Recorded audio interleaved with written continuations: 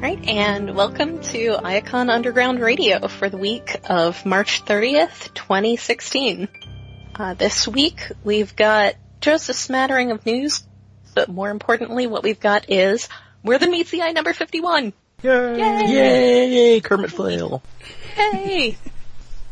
So we will be discussing that at length, and the assorted feels inspired thereof. Oh, yes. But first, NPR style, the news.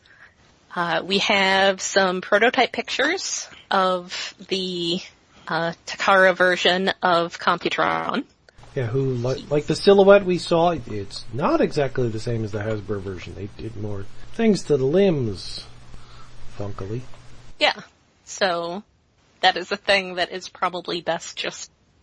I'll link to some news that's got pictures of it, because that's really better seen than described over a podcast. Yeah, it's still like the... Well, I guess, the Lightspeed's the car. It mostly looks, from what we can see, like the basic, dead-end mold with maybe some changes. Yeah, which is reasonable. Nose Cone the drill is Rook with a big drill on him. But not big enough. No, it's not practically big enough, but it is nicely pretty huge. Yeah, it's a standard it's Japanese silly vehicle drill thing. Oh wait, does he actually have treads?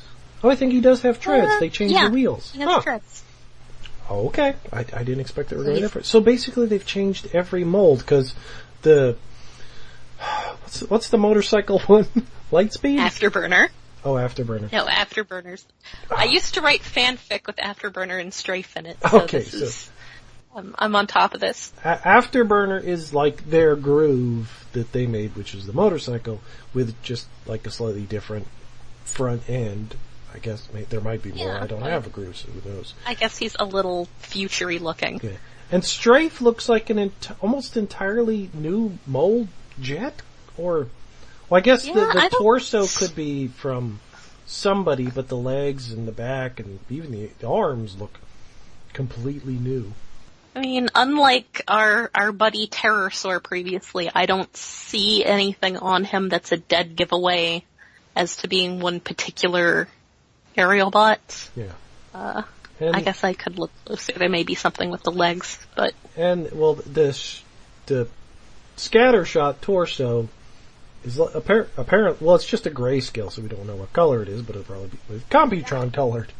But the chest plate is different and the head is different. Yeah. So they've changed at least a little bit on all of the vehicles, which seems like they're doing that with each time they're doing more and more. I can't wait to see what they're going to do with Leo Kaiser. Maybe they can give him an entirely different torso that's not Skylynx. I like the silliness of it in Skylynx, but... They finally give me a new Leo Sack and it's Skylynx. Why would they do that? It's not sexy at all. Yeah, but Takara's over. It depends on what you're into. I guess. Maybe if you're a furry who's into space dragons. Are you a furry if you like Skylynx? I don't know. I imagine Skylynx would enjoy Zootopia, but anyway... We discuss the important questions on this podcast that other podcasts will not even approach. Yeah. I feel like I've seen Skylynx in one of those memes that's just dragons can mate with anything. Oh, yeah. He's been the punchline of something, probably. That would be unsurprising, but that doesn't answer the question of whether being attracted to him makes you a furry. I will have to consult with my my resident furry expert and get back to you next week. Other news, there's some Easter eggs out there, like literally Easter eggs, with G1 characters on them, which now you can presumably get at half price. Yeah, no, it's after. No, this is going up Wednesday, so you probably can't get it at all anymore. They'll probably be gone. I don't know. Mine tend to be a little slow. I guess, but yeah, it's like I can't. Well, I know there have been at least knockoff Transformer Easter egg baskets in the past, but. Mm-hmm. And there have been some. My remote control caddy is a Transformers animated Optimus Prime head Easter basket. I do know. I thought Valentine's was more of the Transformers holiday with all the silly cards than Easter. Just don't think of the Easter. Well, I guess Easter symbolically is more appropriate for Optimus Prime, but yeah, he is risen indeed. Yeah, yes. It's his regular Saturday night thing. Yeah, but I will say I was at Target today. You know, we're recording this on Monday, aka National Half Off Chocolate Bunny Day. But the only Easter Transformers stuff I saw was just little individually packed rescue bots, little figurines like they have for stocking stuffers and basket stuffers and stuff all the time. So, nothing too exciting there. But yeah, it looks like Toys R Us at least has some very, very G1. I'm not even sure who the market for these is. I guess adults looking for Easter things for their kids. Us? They even say like 84 on them. It's like... Yeah, I mean it's literally just Megatron, Optimus Prime, and Soundwave's G1 box art. Yeah. Which we got asset packages from Hasbro and slapped the style guide on whatever we could get away with. Pretty much. So yeah, those are a thing. They look to be 10 and they allegedly have candy inside, though reports have not indicated what kind of candy. Hopefully not Cadbury cream eggs. I hate those things. They've apparently made the recipe for those even worse in recent years, and shrunk them. Okay, well, we will move on from this. Excellent suggestion. And other news, it looks like, speaking of combiners, it looks like the Takara's Groove figure is going to be available as a single package toy. Yay! But not in America. Oh. They don't like America. Mm. Apparently some Asian market thing. Which means it will be available to get for higher than normal price, so you'd be lucky if you could get it for like $30 or maybe less, but that's still cheaper than buying an entire Takara Defensor. Yeah. Still, yeah, if he's the only one you're after, much like Quick Slinger back in the day. Yeah. Back in the day of last year. Quick Slinger and Wild Rider, who were available for at least a short amount of time on Amazon and something else, some other sites. Yeah, I think Entertainment Earth had them. Oh, I don't know. I got them from a small seller. It's just a guy I know on Twitter who's got a shop elsewhere in Ohio. Yeah, but that seems that Groove is replaced by Rook, who's way better of a toy. Yeah, well. He's the best. I still need Alpha Bravo. Oh, you need Alpha Bravo. I don't even know if Alpha Bravo is a better toy. I mean, I'll have a chance to get 2 of him if I end up getting, but as ladies. I have so many of him as Alpha Bravo and Vortex and Blades. And I have 2 more as ladies. Gonna be ladies soon. Or now. Anytime now. Speaking of ladies, our last bit of news that we have is that they've put out details for their IDW's third Transformers ongoing that's starting this June. Yeah, because the Transformers vs. G.I. Joe ongoing is ending in... Is it ending in June? Somewhere around there. It's somewhere around there. Yeah. So taking its place will be Transformers Till All Are One. Yay! Which is kind of an ominous title for a third expansion book. Yeah. Yeah, that's kind of what I was worried about when I first heard that title tossed out. I was like, are they whittling things down a bit? Is there another big crossover event? But no, it's just a new ongoing, that's sort of taking the place of the Windblade stuff that's been going on. It will continue to be by Margaret Scott, with artist Sarah Petre de Rocher, which hopefully I have not mangled too badly. And it will be focusing on Windblade and Starscream and their diplomatic political stuff that's going on Cybertron, while I suppose formerly Robots in Disguise will be. Well, they don't have a Robots in Disguise comic anymore because they stopped doing the cartoon one, so you would think they could take that name back now. Well, maybe they will after All Hail Optimus is over. They might roll back, maybe. But yes, with that one focusing more on Earth, this one's going to take over the Cybertron story. Yeah. So that should be pretty cool. Ms. Petraire Droscher was involved with the Transformers Combiner Hunter story last year, which was a pretty decent little one-shot. So, yeah, that should be pretty nice. That is something to look forward to. And so we've staved off the feels for as long as we could. It's now time for the feels. No more avoiding it.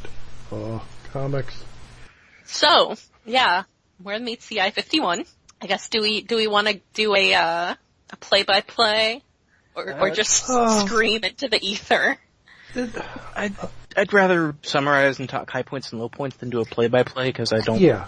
I feel like doing the entire content is not something a review should do. Also, because I'm always more of a critic than a recapper. Yeah, in a way that not really that much even happens. There's lots of individual incidents with the characters, but it's a continuation of last issue where our favorite members of the Lost Light are trapped in the Necrobots' fortress, and the Decepticon Justice Division and friends are attacking them, but then they stop so they can psychologically torture them. Yes, as Megatron points out, he wrote that script. Yes. That you have a show of force, and then you have a show of restraint, and that shows that you are the ones in control. So they have, the Decepticon Justice Division has given them, by shooting it into the ground, has given them until sunset. And so everybody's got to deal with this. And they do it to varying degrees. Swerve finds a key in the Necrobot's oddly disintegrating body. Meanwhile, Taran and Deathsaurus discuss things. Deathsaurus looks awesome because he looks awesome. His wings are very like Gundam wingy, and it definitely yeah. Well, they're also kind of like Nova Prime's wings with his battle armor stuff. Also, it's a good look. It's cute when he raises his eyebrows since he has 4 eyes. Mm-hmm. Yeah. So, meanwhile, the Autobots try to figure out what they're going to do about all this. Finally, Brainstorm finds that there is some sort of little warp gate thing that the Necrobot had for presumably going about as he did. And it has just enough energy to get them all out of there. Yay! Except that Swerve and Nautica and Velocity have discovered that in the basement, for some reason, there are 50, 60 at least, as they say, life support pods with some sort of organic life forms in there. Yeah. We don't know why. Injured organic life forms which are in stasis, like in comas. They don't know why they're there. They could have been criminals. Who knows why they're in the basement? But basically, if they leave, if they just take off, then those are probably going to die when the DJD comes back. Yeah. So, it's moral quandary time. Because of course it is. That's the best thing. It's moral quandary time. So, they discuss this. They're organics, so that throws a wrench into it because, I don't even know what you call that. It's not even it's not even racism. It seems even beyond, like, speciesism. Yeah, it's a level beyond species. It's like the difference between, like, well, no, it's even more than, like, carbon-based life form versus silicon-based life form. It's pure machine versus organics. It's weird. But yes, they discuss it. Brainstorm, being the adorable coward he is, makes a very good argument for them GTFOing. Yeah, well, and in a way it's hard to see why they even go, because these are things that would be dead if they weren't in these stasis pods in the basement. They're keeping them alive, so it's not like they're living, breathing, thriving organics, but Megatron makes an impassioned speech that, yeah, I'm not going to kill anybody anymore, and I'm staying here, and it doesn't matter if you stay, I won't hold that against you, and everybody stays.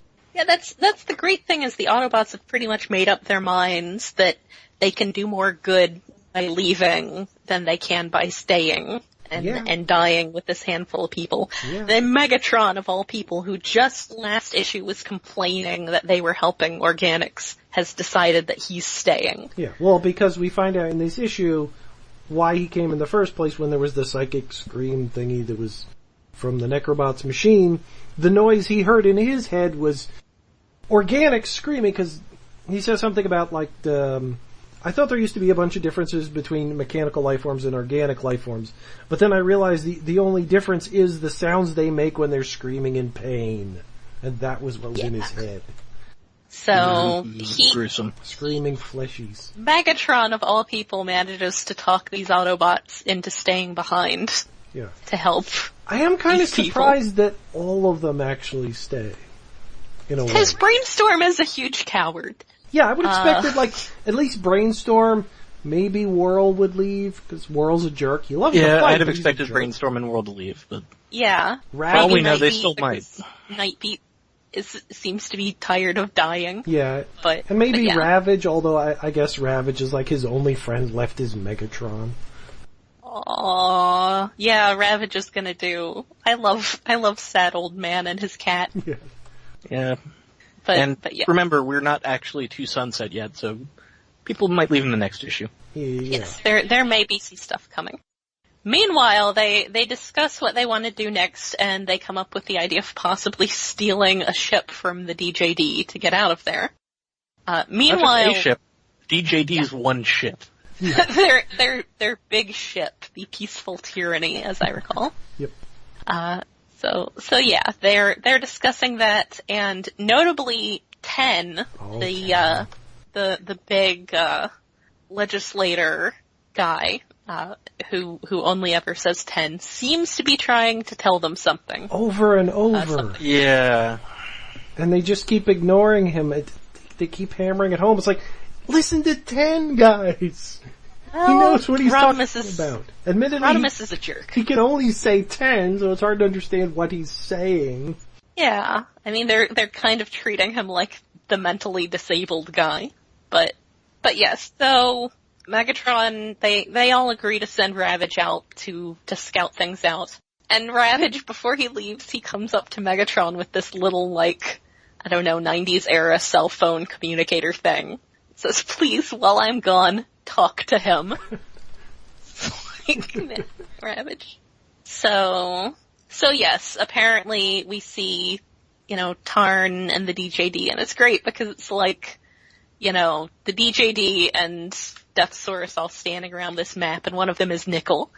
And she's so great. She's small. She's adorable. She has her own little shelf to stand on. Yeah. She's little. But yes, so Megatron calls Tarn, and he leaves on their space scooter, which was previously described as being so unconvincing that it had to have Space Scooter written on it. Yeah, it does. Vertically. It's a Scooty Puff Jr., basically. Yes. It is exactly the Scooty Puff Jr. from Futurama. So he goes out to talk to Tarn, and meanwhile, Ravage is sneaking up, and of all people sneaking up with Ravage is 10. And 10 actually does manage to sneak that close to the base. Partially because he's camouflaged. He has little flowers painted all over him. And they're walking through a field of flowers. It's just... Poor guy. But then Ravage does a super dick move and decides to use him as a distraction. Entirely in character for a cat and for Ravage, but a total dick move. Yeah, I don't know, it's not out of character, but it's a dick move. I'm more lenient on Ravage, well, mostly because of what we've seen has happened to him in Beast Wars. I'll give him the benefit, and 10 isn't actually... 10 doesn't have a spark. Yeah. He's more of a intelligent drone who can only say 10 anymore. 10 isn't people. No, he's not people like them. He's more of a dog or a pet monkey. My argument would be that Ravage, as we've seen, has gone through basically a period where animal transformers had to fight for personhood. Yeah. Oh, yeah. So I would think he would be a little bit more sympathetic to that, but on the other hand, he was given a mission, and the mission was, for saving everybody. Yeah. And if only one of us has to die, yeah, let it be 10. That's Ravage's attitude, I guess. It's cruel, but So yeah, I can understand Ravage taking advantage of this and feeling bad later. Yeah, maybe. Because, yeah. So he asks 10 to remind him how tall he is. So of course 10 stands up and immediately gets shot at by the DJG, and also Skyhawk, who is totally there. Oh yeah, that's Skyhawk, and their pet rabid wolf. They're Turbo Fox. Yeah, Turbo Fox. They're spark-eating Turbo Fox. Yes, Skyhawk is there. Oh yeah, he does have extra eyes. Yeah, that's Skyhawk. Huh. Yeah, he's got little bird helmet eyes. So yes. Meanwhile, Megatron is surrendering to Tarn, which is almost the cliffhanger of the issue. I guess it is kind of cliffhanger because the other thing kind of gets resolved. It's one of multiple cliffhangers. Yes. 10 in peril, the encounter between Tarn and Megatron just starting. So, but yeah, 10's getting beat up pretty hard.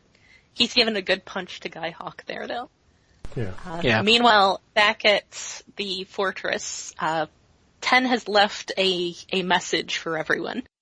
Previously, they had been discussing how the fortress had a storm shield generator, and he has left a little message there with the storm shield generator, a little plus sign, and a handful of those flowers, and an equal sign, and a picture of Trailbreaker with his hands out. Oh, that's Trailbreaker. I was trying to figure out who the heck's head that was. Yeah, and so he's I didn't put that together either. I feel foolish for that. Yeah. I didn't think of Trailbreaker because he's been dead for a while. I forgot what his face looked like. But it was him having his hands out with the little force field things on them that was definitely, well, I recognize it as Trailbreaker, but that was what clearly made it the force field. But yes, he's letting them know that if they charge up the storm shield with the flowers, they can make a force field, like Trailbreaker. And you can't tell me that someone who would leave that adorable portrait is not people. Look at that. It's delightful. He's an artist. People have taught elephants and dogs to paint. So he's getting beat up. It looks really dire, and I thought he was really done for at that point. Yeah. I'm not entirely sure he survived it. Yeah. But at the last minute, on the last page, it's the return of everyone's favorite red and white ship.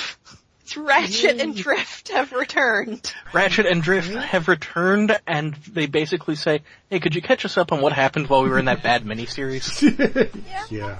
It's so good. Drift is looking extra, I don't know, his head is really I don't know, I think it looks a bit different. He took a level in Gundam. Yeah, he seems to have taken an additional level in Gundam while they were away. His head vents are bigger, he's got, tattoos under his eyes. Did he have eyebrows before that were red? I don't remember that. I think that's new. I don't think so. I don't think he had great big ones like that. He looks good. They're both looking pretty good. Yeah, well, it's nice to see Ratchet again. I really miss Ratchet. Yeah. Ratchet's presence has been missed in this comic for quite some time. Yes. So it's they have returned. They have returned to us. Yay! That I think was pretty exciting. So yeah, we haven't lost any of our faves just yet, but it's looking dire. Yeah, at least 10 is on the verge of death, and well, we saw the message they send later, so things apparently get bad. Yeah. Very soon. Yeah, I mean it's definitely safe to say things are going to get worse. It's just a question of how and why. Oh, there's two things that we haven't mentioned yet that I really liked. One, Lugnut's here. Yes. Oh yes, Lugnut being in this is awesome. Yeah, he's there for one panel. He seemed vaguely familiar, and then I saw it pop up something on Twitter where Alex Milne I think he may have just posted his full design for him, but yes, there's more than meets the eye lug nut. Yeah, well, he posted the alt mode design. He hadn't finished the robot mode yet.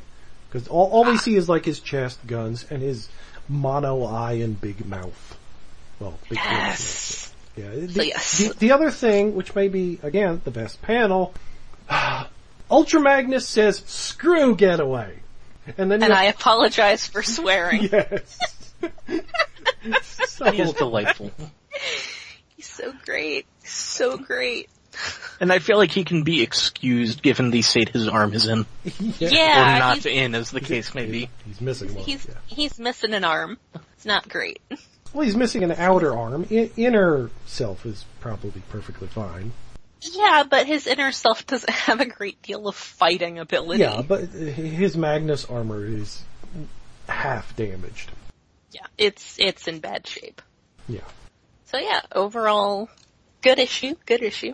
Oh, there was another thing that might come back later. That Tarn has bodies of miners nailed up in his office that have. Oh my God! Yes, that was messed up. Is it Megatron's manifesto tattooed on, or what? His book, whatever. Yes. It was? Yeah, etched into their bodies, stuck on a wall. Yes, it says they died on Mesotine. Terminus arranged for Megatron's writings to be inscribed on their viscera before they were shipped home. Yes. Are you impressed? They're all first editions. That's horrible. Yes. Trophies on his wall. He's showing them to Deathsaurus. It's pretty great. And messed up and great. That's another good issue. So, yes. Yeah, it was really definitely lots of great little moments and sadness and then happiness. This is more than meets the eye chugging along at full steam. Yes. Yeah. Yeah, and this issue it's a holding pattern, but it's character drama. Yeah. And I wouldn't even say it's a holding pattern. It's moving all of the chess pieces into place and getting all the exposition out of the way so things can go horrible next issue. I guess so. Yeah, next issue will probably be almost all action. Yeah, I mean, it looks, even the cover is Tarn punching Megatron, so. Yeah. I imagine it's going to be one big fight versation between Tarn and Megatron, intercut with the siege on the Necrobot's fortress. Oh, yeah. And then I'm also assuming that the final panel is going to be Tarn without his mask. I was thinking that was going to be the end of this issue, but then it didn't happen. And at this point, maybe I don't want him to take his mask off. I don't need to. Yeah, I made a comment about the last page, OMG, and yeah. And my first reaction was, we're going to see Tarn's face. And I was like, no, we get Ratchet back. And that's even better. Yeah, it was a panel that actually finally fully made me want to see more Drift. It's like all along Drift's been getting better, but this is like, yeah, Drift, come on in. Yeah, save help the the guys we out. like. And yeah, that's part of it, is that with everything that's been going on, it's definitely good to have two more people on their side. And I think it's a really nice detail that, especially end of last issue and early in this issue, you always see Velocity like fixing someone. Yeah. You know, even in the big end panel of the last issue where all the Autobots are looking super hopeless, she's working on Ultra Magnus. Yeah. So I think it will help to have. It seems so unfair to put like a newly graduated med student basically as the Lost Lights medical officer, because they're always encountering ridiculous things. Yes. And it just seems unfair. But yeah, now she'll have Ratchet to help her. So that's good. And Drift is there to cut things up and, I don't know, have innuendo with Rodimus. Oh yeah, that comes back. So these are all acceptable things. I imagine Drift, I mean, we've seen before that Drift does not want to be anywhere near the DJD. No. So that'll be interesting to see how he deals with them being the ones who are besieging everyone else. But yeah, it's good to have a couple more on that side because, they've kind of been abandoned by everyone else. Yeah. And they brought a ship, presumably. Yeah. That's probably the ship Ravage smelled. Oh, yeah. Yay. He did say he smelled another ship. Yeah. So, yeah. Good issue. Need more. Yes. The wait is always We will have more hopefully in eventually. Just a month. Please, only a month. Don't give us any more of this unnecessarily drawn out delays and I mean, I'm sure there was a reason, but yeah, it wasn't fun. Alright, so I think that's it for this week's episode. Yep. It's been fun. Well, Good to be back. There was a Robots in Disguise, but we don't need to talk about that every week, and maybe when it's an important episode. Is there anything comics-wise next week? Oh. Let me check.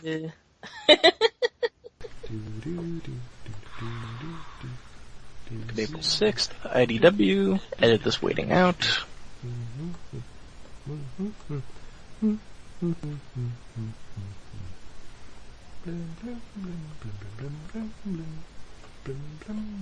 Oh, that's bad. Oh, what? No IDW. Next week is listed on Comixology as More Than Meets the Eye 52 and Sins of the Wreckers 4. Yeah. Well, that doesn't sound right. Well, we know that's delayed a little bit more. We can wait. It'll be a while. Yeah. We'll get back that seems to Tarantulas. Inaccurate. Yeah. Although they do have More Than Meets the Eye 51 and 52 listed for this week and next week. So, well, we will keep an eye on that. We will keep an eye on this developing situation. Yes, you can always watch our Twitter feed at Iacon UG, where I mostly just retweet random things that are Transformers related, but otherwise amusing. Yeah. like the picture someone photoshopped of Getaway wearing a red ball cap saying "Make the Lost Light Great Again." Damn it, Getaway. Alright, well, until next week, I'm Jen. I'm Alex. And I'm David. See you later.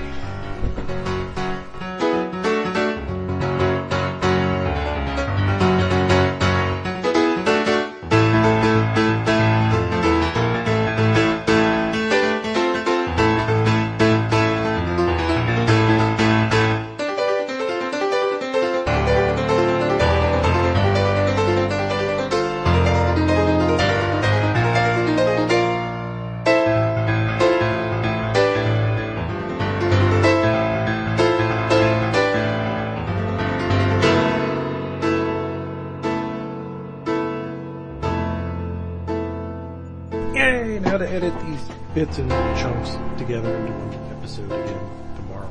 Yay. No, it's my internet that was being squirrely. Your internet that's just a couple of computers strung together with... You see, I did ask him about the Skylinks thing, and his answer was he's not even a real Lynx. No, he's a bird stuck on a lynx. Dinosaur bird. It's weird. Maybe he's a cougar. Who knows?